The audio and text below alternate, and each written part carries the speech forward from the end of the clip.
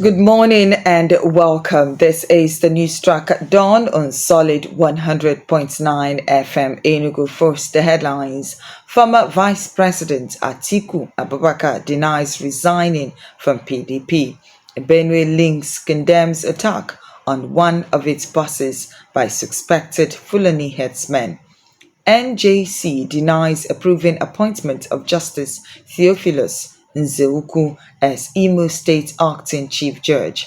On the foreign scene, Israeli attacks kill, injure 100 children in Gaza.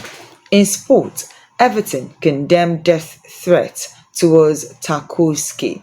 Safety and security don't just happen, they are the result of collective consensus and public investment. Remember, we owe our children, the most vulnerable citizen in our society, a life free of violence and fear. I am Lillian Ezinwa. Now the news in detail.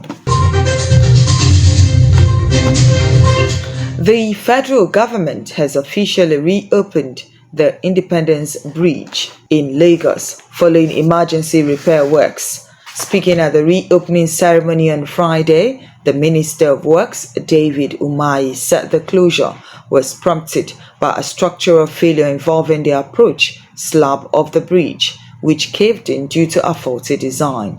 He stated the initial construction of the approach slab was done as a cantilever, which was structurally inappropriate.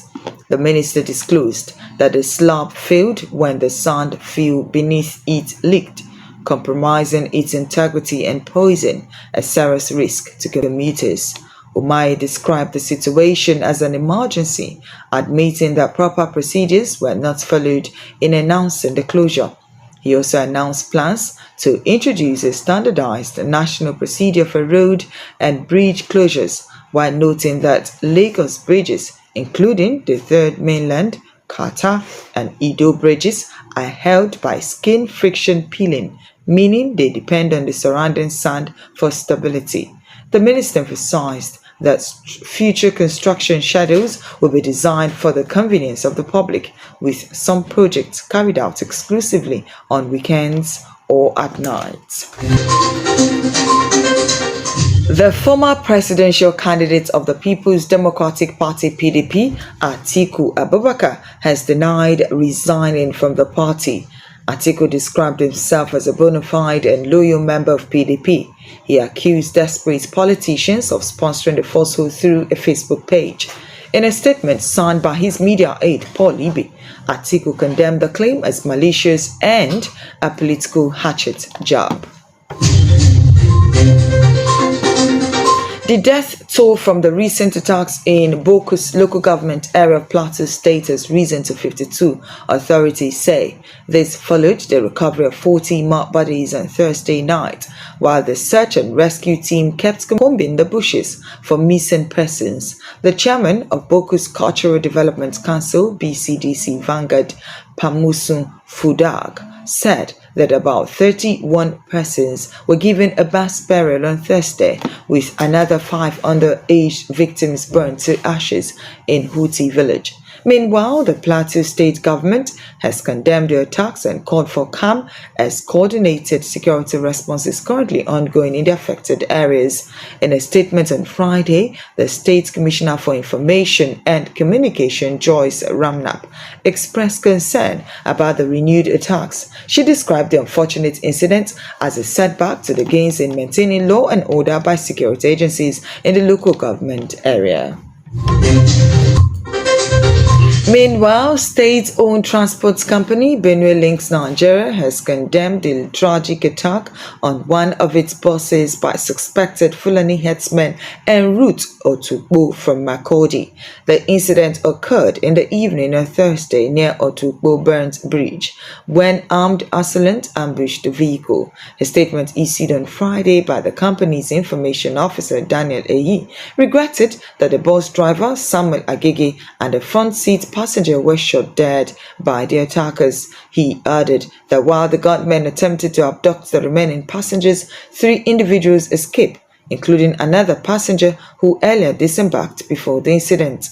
According to him, the management of the company commiserated with the deceased families and stands in solidarity with those whose loved ones remain in captivity.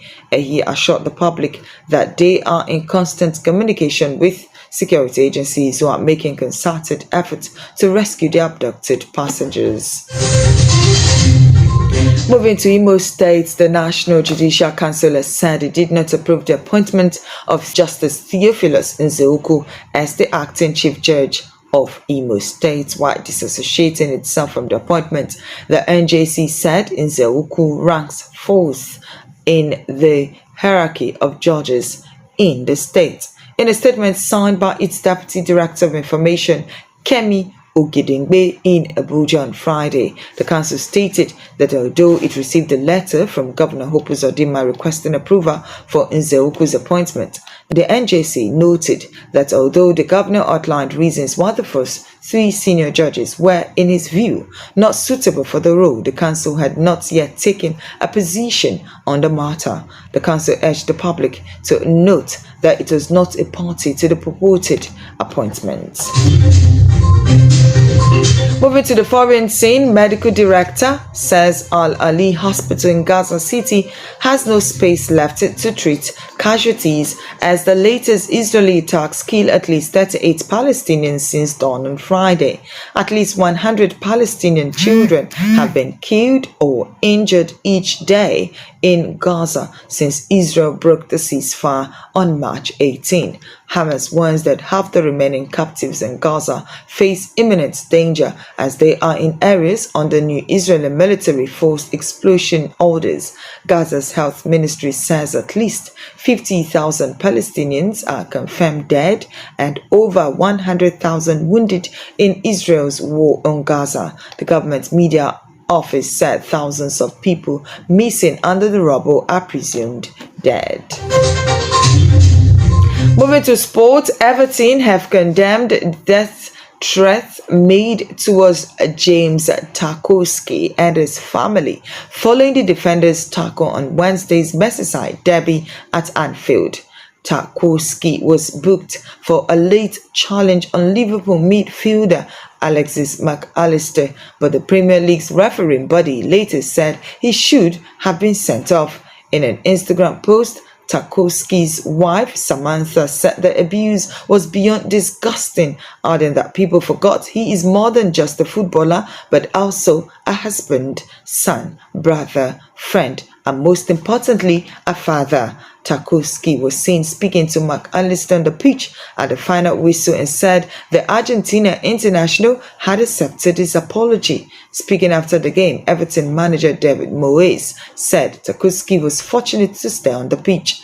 Asked in a news conference on Friday about the abuse the 32-year-old received, Moyes noted that it is not acceptable for anybody in any walk of life. Before we end the news, please listen to this. You can send your comments, news commentary, and news reports to our official news email, solidfmnewsroom@gmail.com. solidfmnewsroom@gmail.com. And now to end the news, our recap of major highlights. Former Vice President Atiku Abubakar denies resigning from PDP. Benue Links condemns attack on one of his buses by suspected Fulani headsmen. NJC denies approving appointment of Justice Theophilus Nzeoku as Imo State acting Chief Judge. On the foreign scene, Israeli attacks kill, injure 100 children in Gaza. In sports, Everton condemned death threats towards Tarkowski. Security and safety don't just happen. They are the results of collective consensus and public investment. Remember, we owe our children, the most vulnerable citizens in our society, a life free of violence and fear. On behalf of the news editor, Izuchukwu Epueke, I am Lillian Ezinwa, saying good morning, and please do stick around for the rest of our broadcast right here on your rock station Solid 100.9 FM as the rest of the show continues.